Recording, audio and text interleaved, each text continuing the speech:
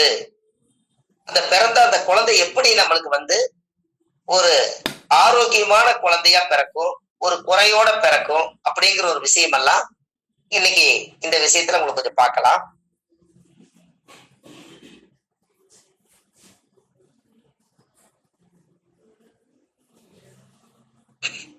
அதாவது யாராவது ஒரு ஜாதகத்தை பார்த்தீங்கன்னா சூரியனோட ராகு யாருக்கு சேர்ந்திருந்தாலும் அந்த ஜாதகத்தை வாங்கினீங்கன்னா தலையில கொடி சுத்தி பிறந்துச்சான்னு கேளுங்க.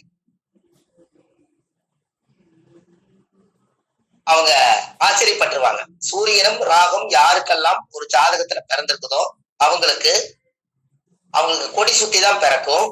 ஆனால் தலையில வந்து குடல் வந்து சுத்திக்கும். உங்களுக்கு அது புரியுதுங்களா நான் என்ன சொல்ல வரேன்னு? உங்களுக்கு புரியுது இல்லையா? அதாவது தலையில வந்து சூரியனும் ஒரு ஜாதகத்துல சூரியனும் ராகுவும் யாருக்கெல்லாம் சேர்ந்திருக்கோம் அவங்களுடைய குழந்தை பிரசவமாயி வந்திருந்தால் அந்த ஜாதகருக்கு சூரிய ராகு சேர்ந்த குழந்தைக்கெல்லாம் அவங்க அம்மா அப்பாவை நீங்க கேட்டீங்கன்னா குழந்தை வந்து தலையில வந்து கொடி சுத்தி அந்த குழந்தை பிறக்கும். அதே எனக்கு இந்த இணைவு இருக்குங்க ஐயா, நான் அப்படிதான் பிறப்பேன். வெரி குட், சூப்பர் ஐயா. எல்லாத்துக்கும் சந்தோஷம் தானே? முதல் பரிகாரம் சந்தோஷம் தானே ஐயா? சந்தோஷம். அவங்க அதை ப்ரூவ் பண்றாங்க குரூப்புக்குள்ள. அதான் அதுல பெரிய இன்னொரு முறை அந்த பரிகாரத்தை மட்டும் சொல்லுங்க. பரிகாரம் இல்ல, சூரியனும் ராகும் எந்த கட்டத்துல இருந்தாலும் ராசி கட்டத்துல தலையில வந்து கொடி சுத்தி அந்த குழந்தைக்கு வெளியெடுத்து தான் அந்த கொடியை வெளியெடுத்து விடுவாங்க. அதாவது தலைய சுத்திடும் கொடி, சூரியனும் ராகும். இது ஏன் அப்படி? இத லாஜிக்கா பரிகாரமா கொண்டு வாங்க. எப்படின்னு பாருங்க. சூரியன்னா தலை, ராகுன்னா பாம்பு மாதிரி குடலு. இந்த சூரியன ராகு ஒட்டி இருக்கிறதுனால தலையில போய் இந்த குடல் ஒட்டிக்குது, அதனால கொடி சுத்தி பிறக்குது தலையில. எப்படி?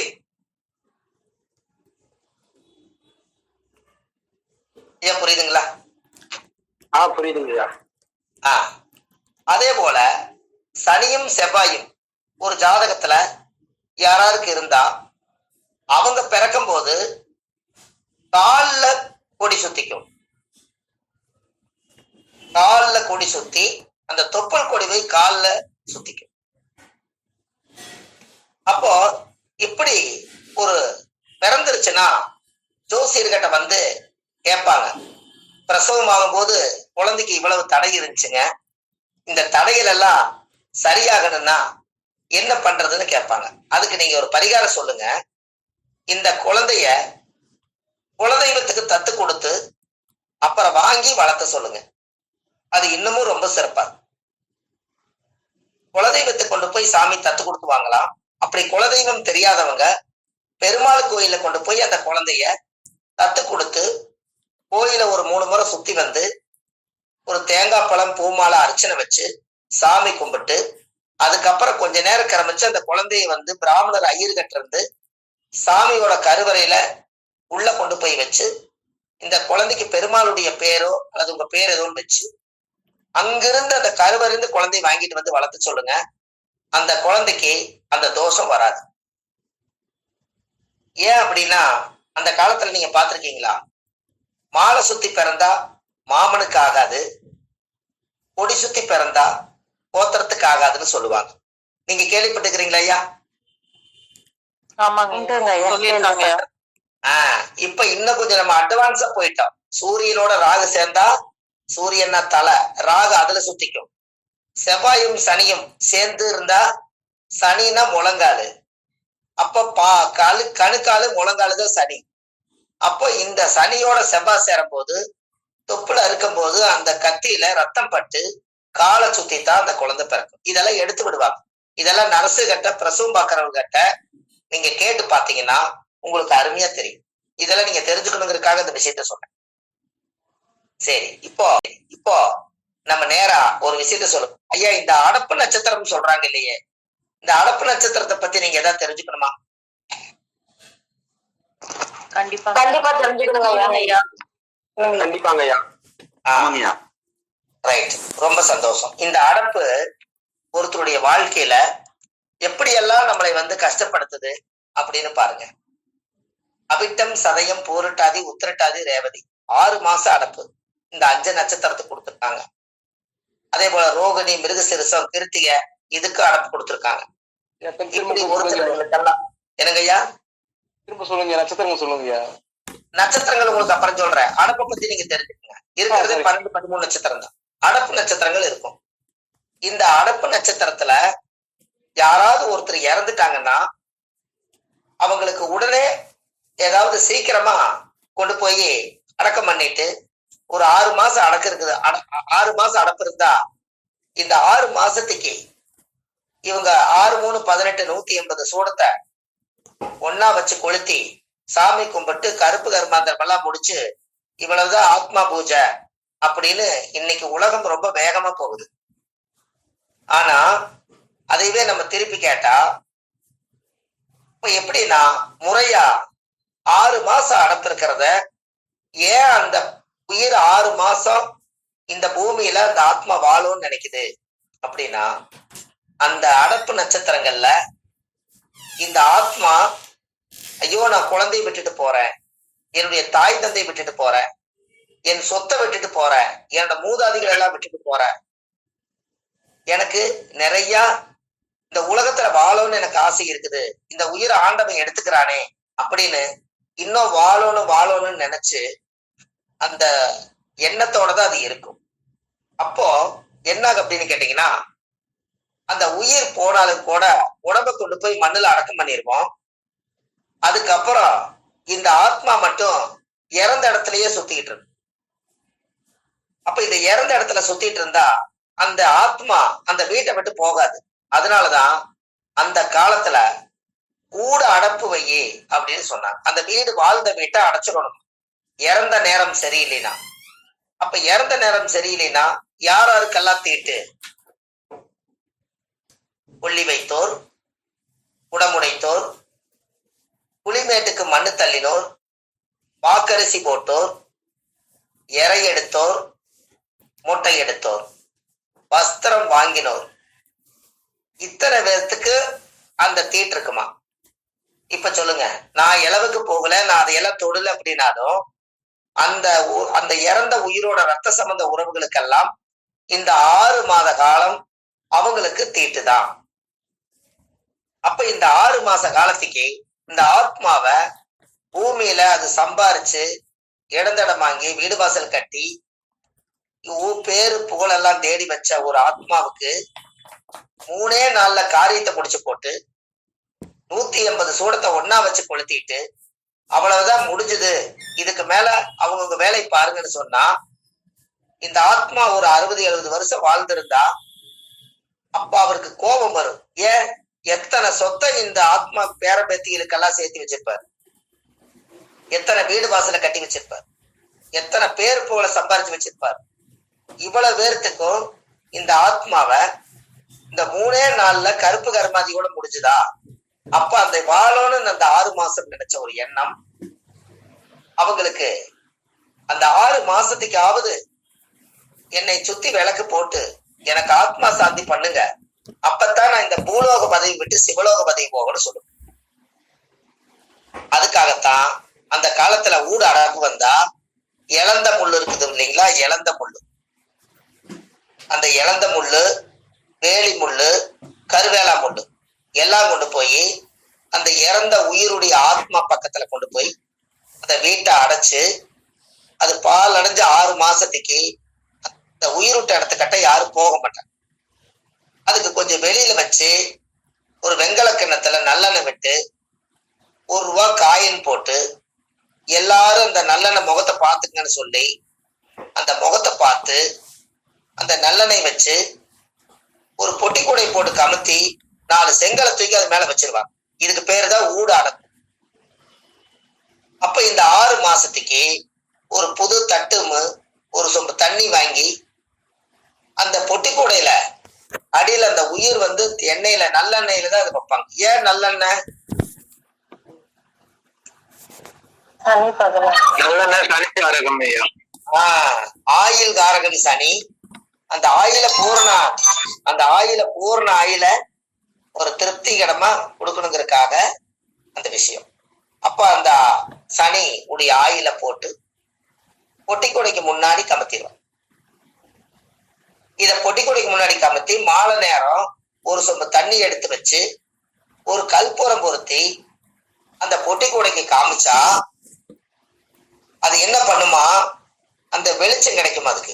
இந்த ஆத்மா ஒவ்வொரு ஸ்டெப்பா உயிரோட மேல போகும்போது, பகவான் கிட்ட படைச்சவங்க கிட்ட இந்த ஆத்மா ஆகாயத்துக்கு போகும்போது, நீங்க அந்த ஆத்மா ஒவ்வொரு நாளும் இந்த கிளப்பி விட்டு இந்த பூலோக பதவி விட்டு சிவலோக பதவி போய் அடைய வரைக்கும் இவங்க தீபம் போட்டு அவங்களுக்கு ஒரு சொம்ப தண்ணி வச்சா அவங்களோட ஆத்மா 6 மாதம் 180 நாள் கரெக்டா 6 மாசம் ஆகும் போது இந்த ஆத்மா போய் படைச்சவங்கிட்ட போய் சேரும். அப்போ அந்த படைச்சவங்கிட்ட கொண்டு போய் சேர்ந்ததுக்கு அப்புறம் அந்த ஆத்மா போய் என்னென்ன பாவங்கள் பண்ணுச்சோ அதுக்குரிய தண்டனைகளை படைச்சவனே கொடுத்துருவார். அப்பத்தான் அந்த ஆத்மா கீழே வராம நம்மளை எல்லாம் தொந்தரவு பண்ணாம எந்த உயிரை எந்த இறைவன் படைச்சாரோ அந்த உயிர் அங்க போய் சேர வரைக்கும் அதை வழிபாடு பண்ணி அடப்பு தோஷத்துக்கு பூஜை பண்ணி அதை நீக்குங்க அப்படின்னு அந்த காலத்துல சொன்னாங்க. அப்போ கரெக்டா பாருங்க, இங்கிருந்து நீங்க தீபம் காட்டினீங்கன்னா இந்த ஆத்மா மேல போக போக இருட்டா இருக்குமா. நீங்க டெய்லி 4 நேரம் அதுக்கு நினைச்சு பூஜை பண்ணீங்கன்னா அந்த தீபம் போட்டா அந்த வெளிச்சத்திலேயே இன்னும் கொஞ்சம் போகுமா. அப்ப தீபம் போடாம விட்டா அந்த ஆத்மா அங்கேயே நின்றுமா. அப்புறம் கொஞ்சம் தூரம் மேல போனதுக்கு அப்புறம் தவிச்ச வாய் தண்ணி தவிக்குமா. அப்போ இங்க கீழே நீங்க ஒரு சொம்ப தண்ணிய மாத்தி வச்சீங்கன்னா இந்த தண்ணி இந்த ஆத்மா குடிச்சுக்கிட்டு இன்னும் கொஞ்சம் மேல போகுமா, இன்னும் கொஞ்சம் மேல போகுமா. அப்போ அந்த சில இடத்துகள்ல மலையில கரடு முரடா இருக்கிற இடத்துல போக முடியாத அந்த ஆத்மா உள்ள நுழைய முடியாத இடம் இருக்குமா. அதுக்குத்தான் நல்லெண்ணெய் வச்சோம்னா அது வலிக்கிட்டு உள்ளு மேல போகுமா. இது எல்லாம் வச்சு இந்த ஆத்மா 4 லட்சம் கிலோமீட்டருக்கு அந்த பக்கம் இருக்கக்கூடிய அந்த ஆகாயத்துக்கு இந்த ஆத்மா போனாதான் அந்த வம்சத்துல அந்த ஆத்மா சாவும் வராதான். அப்போ அந்த 6 மாசத்துக்கு அப்புறம் அந்த கூடையில 6 மாசமா அடைச்சு வச்சிருந்த அந்த வெங்கல கிணத்துல நல்லெண்ணெய் விட்டு அந்த 1 ரூபாய் காயின் வச்சிருந்தீங்க பாத்தீங்களா, அந்த உயிரை அடைச்சு வச்சிருந்தத 6 மாசத்துக்கு அப்புறம் யாராவது வாழ்ந்து பொழைச்சு பொண்டாட்டி இல்லாதவங்க, கணவனை இழந்தவங்க, இந்த மாதிரி இந்த பூமியில வாழ்ந்து முடிச்சவங்க அவங்கதான் போய் அந்த உயிரை திறந்து விடணுமா. அந்த திறந்து விடும்போது எல்லா கதவு ஜன்னல் எல்லாத்தையும் வெளியேற்றி வச்சாதான் ஏதோ ஒரு வழி கிடைச்சாத்தான் இந்த ஆத்மா வந்து அடைச்சு வச்சது அவ்வளவுக்கு அவ்வளவு பாஸ்டா போகும். இல்லைன்னா இன்னமும் அந்த கொஞ்சம் நஞ்சம் வீட்டுக்குள்ள தங்கிடலாம். அதுக்காகத்தான் 6 மாத காலங்கும் போது திறக்கும் போது அதுல இருக்காது அந்த ஆத்மா. அது வரைக்கும் நம்ம அடைச்சு வச்சிருப்போம். திறக்கும் போது அது இருக்காது. ஆனா அதனுடைய ஆவி, அதனுடைய தீய சக்திகள் திறக்கும் போது அதோட எனர்ஜி வந்து உக்கரமா இருக்கும். அது ஏன் கதவுல திறந்து விடுறதுன்னா, அது ஏன் நம்ம திறந்து விடுறோம்னா, அந்த எனர்ஜி ஒரு ஃபுல் ஊதுனா எப்படி அந்த காத்து போய் ஸ்ப்ரெட் ஆகுதோ அது போல திறக்கும் போது எல்லா கதவு நிலவு ஜன்னல் எல்லாம் வச்சு தொடர்ந்து அப்படியே அந்த காத்து வழிய போனதுக்கு அப்புறம் அந்த வெங்கல கிணத்தை எடுத்துட்டு போய் ஆத்தங்கரையில பூஜை பண்றவங்களுக்கு பிராமணருக்கு கொண்டு போய் தானம் கொடுத்துட்டு அந்த பொட்டிக்கோடியில செங்கல் மணல் எல்லாம் போட்டிருக்கிறதெல்லாம் எடுத்து கொண்டு போய் கங்கையில விட்டுட்டு வீடு வாசல் எல்லாம் பூசி வலிச்சு ஐயர்கிட்ட போய் இன்னும் திதி நட்சத்திரத்துல இறந்தவருக்கு வருஷ பூஜை ஒண்ணு பண்ணி அந்த அடப்பு தோஷத்துக்கு ஆத்மா சாந்தி பூஜை பண்ணி அதுக்கப்புறம் வீட்டுக்கு வந்து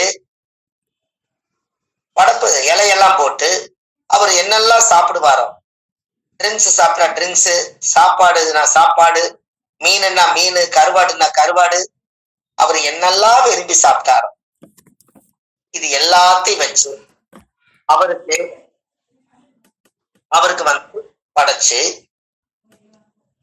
அந்த ஆத்மாவுக்கு படைச்சு ஒரு கல்பூரத்தை பொருத்தி வச்சு சாமி கும்பிட்டு, அந்த விளக்கு எல்லாரும் கும்பிட்டு முடிச்சுட்டு அந்த சூடம் எரிய போது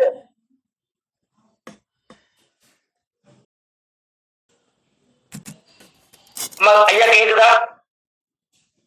கேக்குதுங்க ஐயா. அப்போ அந்த விளக்கு பத்த வச்சு அந்த சூடத்தை எரியும் போது எல்லாரும் வெளியில வந்து கதவை சாத்திட்டா, அந்த ஆத்மா சந்தோஷமா என்னை வச்சு கொண்டாடி, எல்லாரும் நீங்க எல்லாருமே எனக்கு பிடிச்ச மாதிரி நீங்க செஞ்சீங்க, என்னை நல்லா கவனிச்சு பார்த்துக்கிட்டீங்க, எனக்கு பிடிச்ச மீன் வச்சிருக்கிறீங்க, எனக்கு பிடிச்ச கருவாடு வச்சிருக்கிறீங்க, என்ன நினைச்சு நினைச்சு கல்லு வாங்கி வச்சிருக்கிறீங்க, மீன் வாங்கி வச்சிருக்கிறீங்க, எல்லாரும் பேரம்பேத்திகள் மக்கமார்கள் எல்லாரும் சந்தோஷமா இருங்க, இந்த பிறவியில நான் ஆத்மா பிறவி எடுத்து நான் படைச்சவங்கிட்ட சந்தோஷமா நான் போயிட்டேன்னு சொல்லி அந்த ஆத்மா வாழ்த்திட்டு போயிருமா.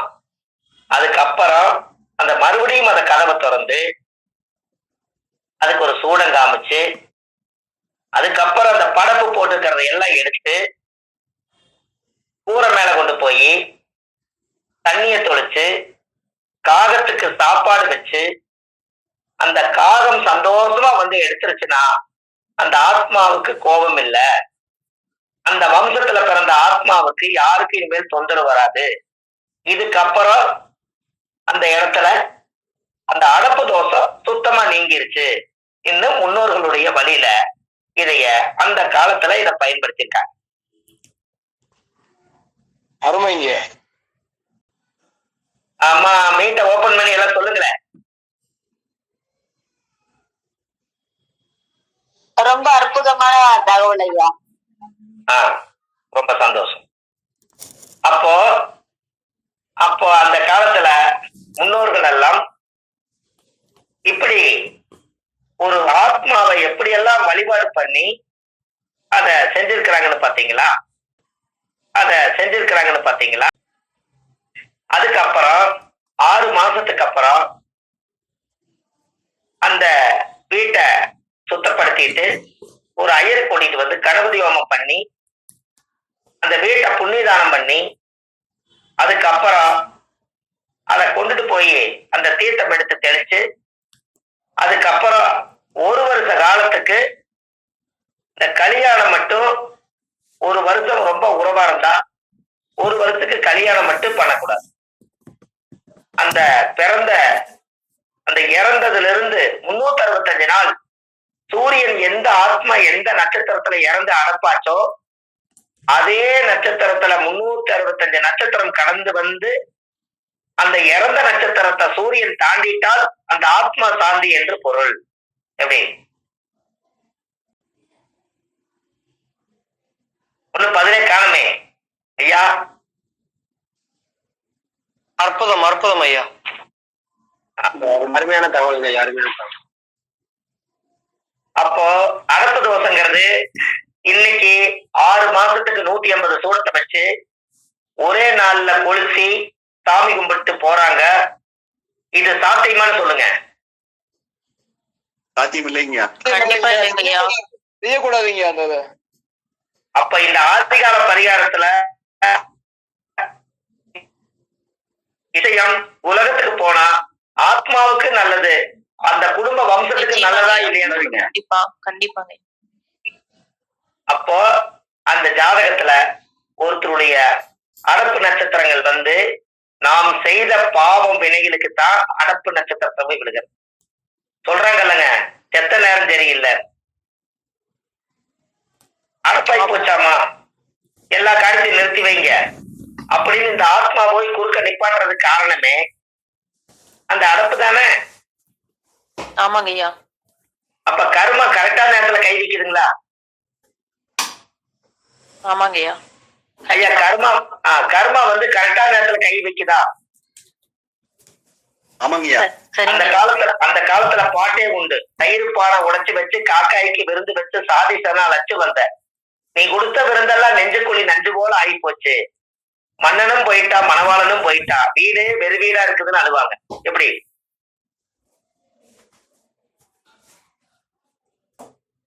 ஐயா புரியுதுங்களா? புரியுதுங்க. உங்களுக்கு இந்த அரச நட்சத்திரம் சொன்னது இந்த நேரம் சரியா தவறுங்களா?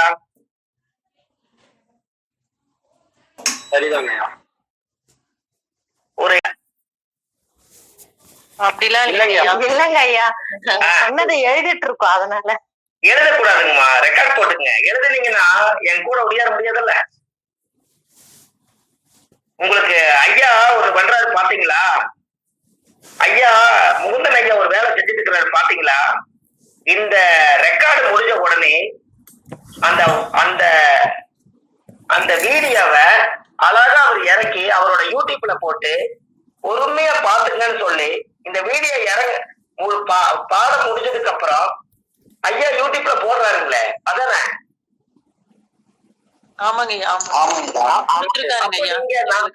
அப்ப நாளைக்கு ஐயா வணக்கம் ஐயா. வணக்கம் ஐயா. ஐயா ஐயா ஒரு சொல்லிடுறீங்க ஐயா. இது யூடியூப்ல வந்து இனிமேட்டு வராது. இனிமேட்டு ஆடியோ ரெக்கார்டு மட்டும் குரூப்ல போட்டுருவீங்க. அது முதல் வகுப்புனால அது போட்டிருக்கிறீங்க. இனிமேட்டு ஆடியோ ரெக்கார்டு மட்டும் ரகசியமா அவங்களுக்கு மட்டும்தான் கிடைக்கும். எல்லாத்துக்குங்க சந்தோஷம். நீ ஸ்டார்ட் பண்ணிக்கங்க ஐயா. அவங்களுக்கு ஐயா ஆடியோ ரெக்கார்டு போய் சேருங்க ஐயா. அம்மா ஆடியோ ரெக்கார்டு கிடைக்குங்களாமா? அப்ப நீங்க பொறுமையா காதுல ஹெட்போன் போட்டு பொறுமையா எழுதிக்கலாம்லங்கம்மா கிளாஸ்? சரிங்க. அப்ப நீங்க எங்களோட பயணிக்கலாம்ல, அதுக்காக சொன்னேன். சரிங்கய்யா, கவனிக்கிறோங்க. இப்போ அரசு நட்சத்திரத்தை பத்தி இனி ஒரு வீட்டுல அரசு நட்சத்திரம் யாராவது வந்து இது ஒரு தர்ம சேவை. ஒரே ஒரு விஷயம் மட்டும் நீங்க நல்லா செய்யுங்க. யாருமெல்லாம் ஜாதகம் பார்க்க வந்தா அரப்பு நட்சத்திரம் வந்து கேட்க வந்தாங்கன்னா அவங்களுக்கு இந்த மாதிரி நல்ல விஷயத்த சொல்லிட்டு நீங்க மனதார அவங்கள சந்தோஷமா தாட்டி விட்டுருங்க. அவங்க 100 ரூபாய் 200 ரூபாய் கொடுத்தாங்கன்னா அந்த காசு வாங்காம விட்டுருங்க. உங்க குடும்பத்துக்கு பிரேதசாபம் வராது. சரிங்கய்யா, கண்டிப்பா செய்யறோங்க ஐயா. அற்புதங்கய்யா. நீங்க பண்ற தர்ம சேவைய ஐயா அவரே நீங்க ஜோசி அவர் கேட்க வந்தவரே செத்து போயிட்டாரு.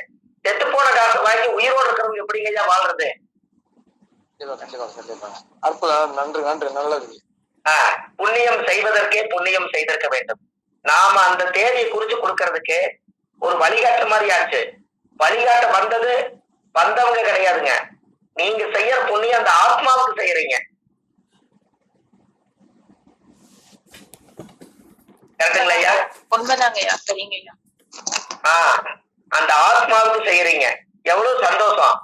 அந்த ஆத்மா என்ன நினைக்கும்னா, ஒரு ஜோதிடர் எல்லாத்துக்கிட்டையும் காசு வாங்கினாரு, எல்லா பலனும் ஜாதகம் பார்த்து சொன்னாரு. நம்ம இறந்துட்டேன்னு போய் சொன்னே அந்த ஜோசியரு நம்மளுக்கு ஒரு ஆத்மாவை தெய்வமா நினைச்சு நம்மளுக்கு மட்டும் அவர் காசு வாங்கலையே. நம்ம வாழ்த்த போது அந்த ஜோசியரை வாழ்த்து இல்லாத அந்த ஆத்மா உங்க வீட்டுல வந்து வாழ்த்திட்டு மேல் ரோகம் போகுமா? நல்ல தகவல் ஐயா. எப்படிங்க அம்மா?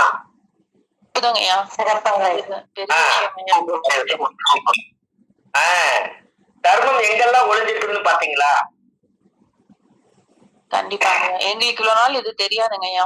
உங்க மூலியமா தெரிஞ்சுக்கிட்டோம். ரொம்ப சந்தோஷங்க. ஏன்னா பரிகாரத்திலேயே சீரியஸான பரிகாரம் எல்லாம் கரெக்டுங்களா அம்மா?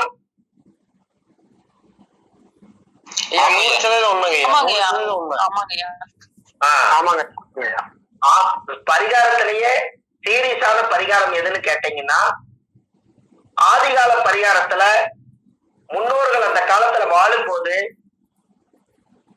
அந்த காலத்துல பரிகாரம் முதல் உண்மை இல்லைன்னு சொன்னா அதுக்கு யாரு கேட்டாலும் ஒரு வார்த்தை சொல்லுங்க.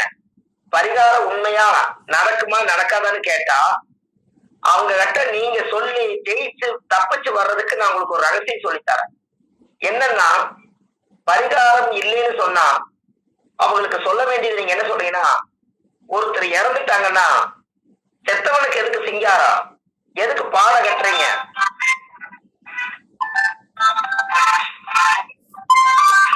பாட கட்டுறீங்க, அவருக்கு எதுக்கு பச்சை இருக்கு, அவருக்கு எதுக்கு கோடி போடுறீங்க, கொல்லி வைக்கிறீங்க, தேரை எதுக்கு போய் சுத்தி வந்து கோடி போடுறீங்க, மஞ்ச தண்ணி எதுக்கு தொளிக்கிறீங்க, கோழி எதுக்கு அறுக்குறீங்க, உடம்பு எதுக்கு உடைக்கிறீங்க, தீப்பந்தம் எதுக்கு பிடிக்கிறீங்க, பேரம்பேட்டிகள்லாம் எண்ணெய் அரைப்பதுக்கு நெத்தியில வைக்கிறீங்க.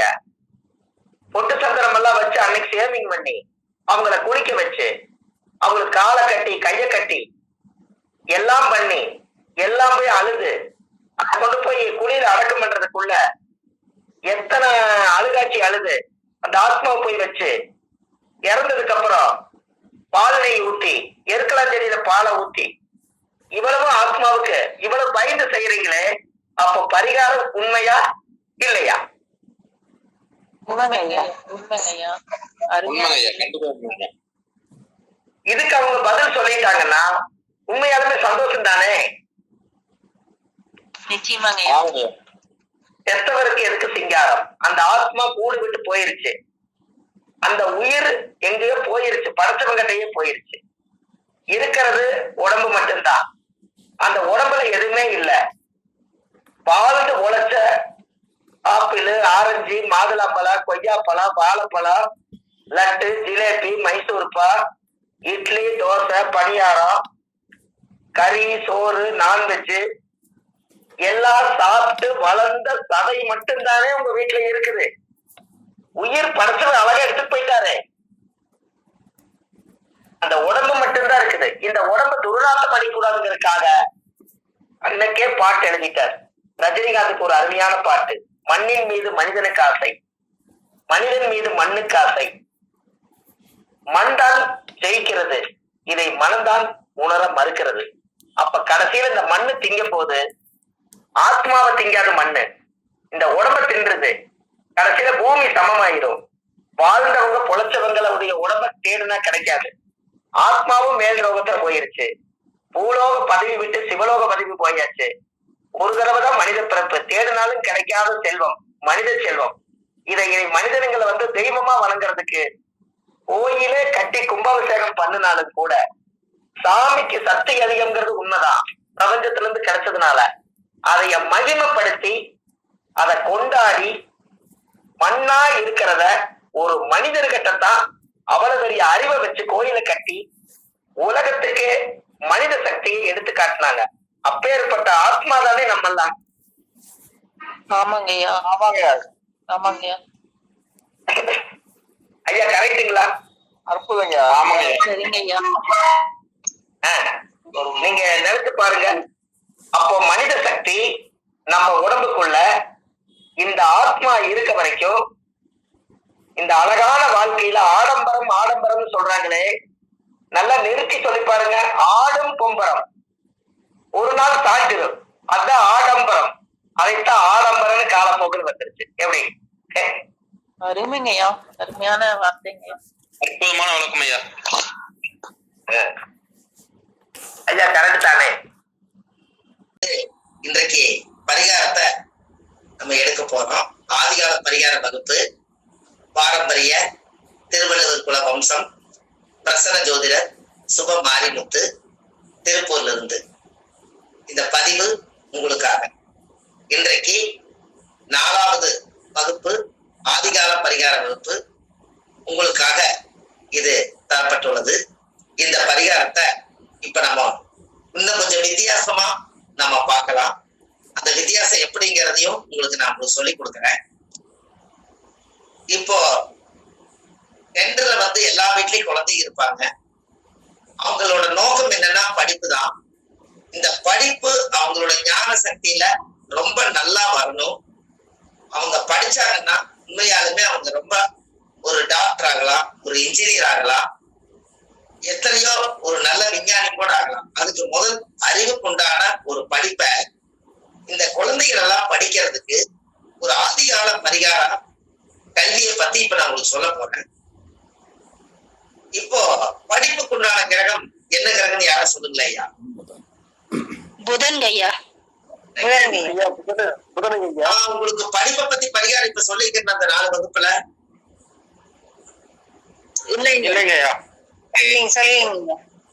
சரி, இப்போ நீங்க புதன் சொல்லிட்டீங்க.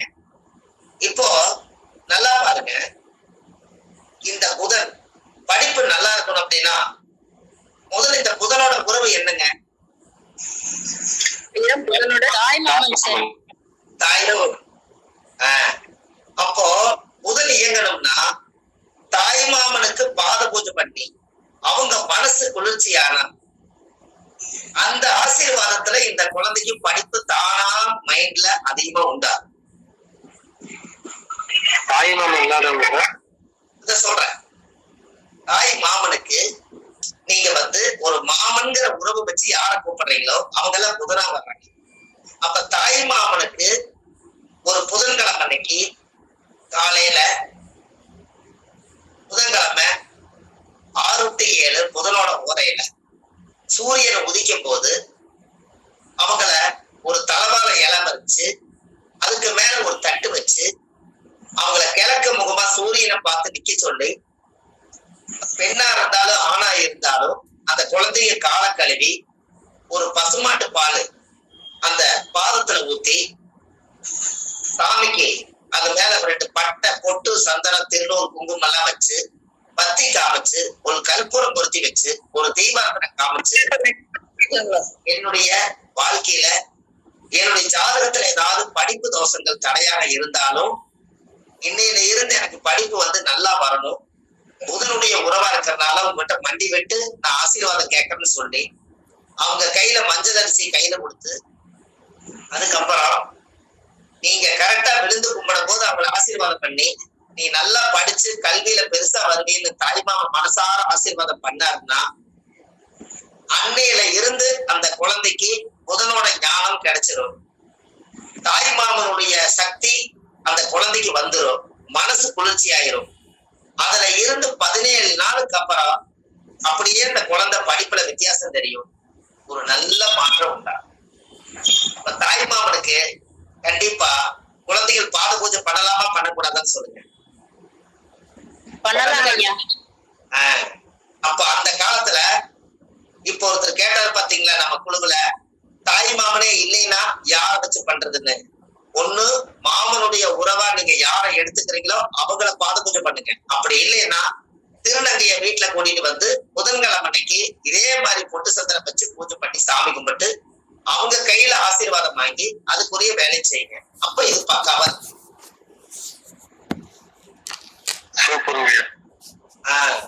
அர்த்தம் புரியாதவர்கள் அர்த்தம் புரிய வைக்கும் அர்த்தநாரீஸ்வரர். லாஸ்டா சொன்னது சொல்லுங்க ஐயா. தாய்மாமன் இல்லன்னா என்ன பண்ணலாம்? லாஸ்டா சொன்னது மாதிரி சொல்லுங்க. அதாங்கய்யா, தாய்மாமன் இல்லாதவங்க நீங்க மாமன் சொல்லி உறவை யார கூப்பிடுறீங்களோ, சித்தப்பா வழியில பெரியப்பா வழியில ஒண்ணு அவங்களுக்கு பாத பூஜை பண்ணுங்க. அப்படி அந்த உறவுகளும் கிடைக்கலன்னு சொன்னால் திருநங்கைகள் கண்டிப்பா கிடைப்பாங்க. அவங்களுக்கு நீங்க காலையில புதன்கிழமை அன்னைக்கு 6 to 7 புதன உரையில அதே மாதிரி தாய்மாமனுக்கு சொன்ன பாத பூஜைய அந்த திருநங்கையா இருக்கிறவங்களுக்கு ஒருத்தரை கூட்டிட்டு ஒரு பச்சை புடவை, வெத்தலை பாக்கு, பூப்பழம், அவங்களுக்கு பாசி, லெட்டிக்கு அவங்க டிசைனா அவங்க போட்டு அழகு பார்க்கக்கூடிய பொருள்கள் இவங்களுக்கு பிடிச்ச மாதிரி எல்லாத்தையும் வச்சு அவங்க கையில கொடுத்து நீங்க அந்த கர்மாவை பூக்கடிச்சுட்டா அந்த அவங்க நம்ம தலையை தொட்டு ஆசீர்வாதம் வாங்கும் போது அந்த கர்மா நம்ம படிப்புக்குண்டான கர்மா நிவர்த்தியாகி அந்த குழந்தை ஒரு 17 நாளைக்கு அப்புறம் இந்த ஞானம் உடம்புக்குள்ள வந்துடும். அதுக்கப்புறம் அந்த குழந்தை நல்லா படிக்கும். அது ஏன் 17 நாள் சொன்னேன்? முதல் திசை 17 வருஷம். முதல் திசைங்க ஐயா. ஏன்னா நேற்றுக்கு பாத பூஜை பண்ணேன், இன்னைக்கு பாத பூஜை பண்ணேன், நாளைக்கு ரிசல்ட் கிடைக்கலன்னு சொல்லிட்டு கூடாதல்ல. 17 நாள் நீங்க வச்சுட்டீங்கன்னா அந்த ஜாதகத்துல அதுக்கப்புறம் அது பாத பூஜை பண்ணது அவங்களுக்கு எந்த நட்சத்திரத்துல பாத பூஜை பண்ணாங்களோ அடுத்த நட்சத்திரம் தாண்ட வரைக்கும் அந்த ஆசீர்வாதம் பிரபஞ்சத்துல இருந்து வந்துகிட்டே இருக்கும். அந்த 17 நாளுங்கிறது பிளஸ் 27 நாள், 17 நாளுக்கு மேல அது ரீச் ஆயிடும். அப்போ ஒரு மாசத்துக்குள்ள அந்த குழந்தைக்கு ஒரு பரீட்சையா இருக்கட்டும், ஒரு பாஸ் ஆக போறாங்கன்னா இந்த மாதிரி ஒரு பாத பூஜை பண்ணிட்டு போக சொல்லுங்க. இல்ல கல்வியில படிப்பே ஞானமே வரமாட்டேங்குதுன்னா இந்த பாத பூஜை பண்ண சொல்லுங்க. சூரியனும் சந்திரனும் கெட்டுட்டாலே அதை இயக்கிறக்கு ஒரே வழி அம்மா அப்பாவுக்கு பாத பூஜை பண்ணித்தாங்க இயக்க முடியும். அதே மாதிரி ஒருத்தர் ஜாதகத்துல படிப்பு புதன் கிரகம் கெட்டுச்சுன்னா நீங்க பாத பூஜை பண்ணீங்கன்னா அந்த புதன் ஆக்டிவிட்டி ஆகும். அப்ப பாத பூஜை அந்த காலத்துல முன்னோர்கள் வச்சுக்கிறாங்களா இல்லையா?